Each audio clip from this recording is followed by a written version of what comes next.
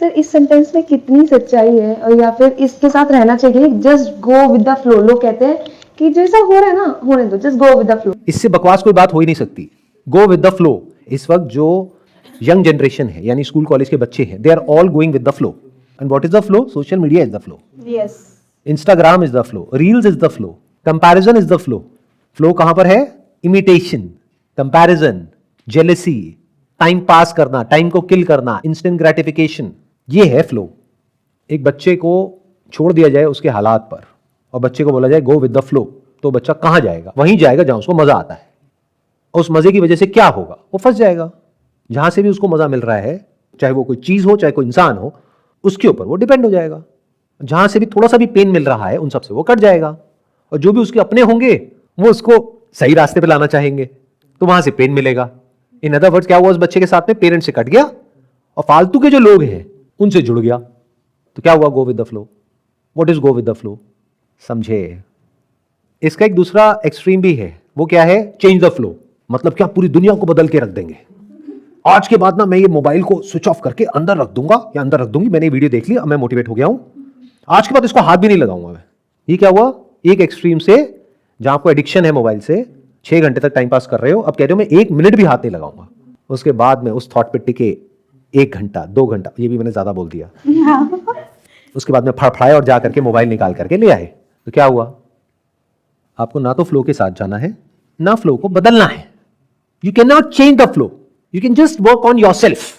और खुद की लाइफ में देखना है प्रॉब्लम की जड़ क्या है। जड़ ये है कि आपके पास में ढंग का कुछ करने के लिए है नहीं, ये अगर है भी तो आपको पता नहीं है कि वो काम करेगा या नहीं करेगा।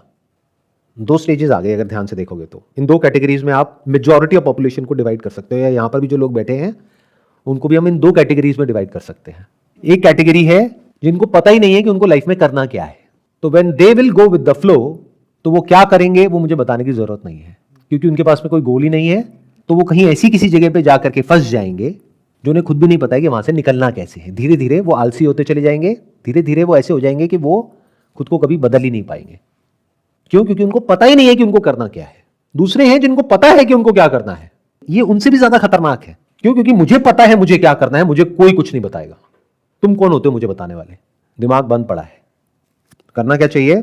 आपको पता होना चाहिए आपको क्या करना है, लेकिन उसके लिए जो भी करना पड़ेगा वो सीखने के लिए हमेशा अपने दिमाग को खुला रखना है। अब अगर तो वो जो कर रहा है वो सक्सेस के लिए जो करना पड़ेगा उससे अलाइंड है उसके एक्शंस, तब तो ये बहुत अच्छा है रास्ता।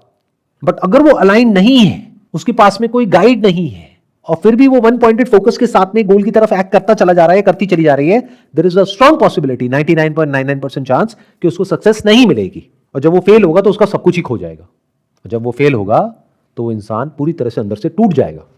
ये नहीं टूटेगा जिसने कुछ किया ही नहीं, वो तो वेला है, वो तो बोझ है अपने माँ बाप के ऊपर। 30 साल का हो गया है, लेकिन उसके माँ बाप आज भी उसको सुबह से रात तक यही बोल रहे हैं कि जा बेटा कुछ कर ले।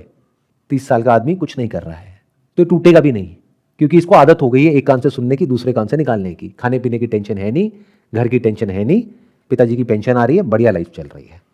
तो अब ये क्लियर हुआ आपको, ये जो 2 कैटेगरीज है।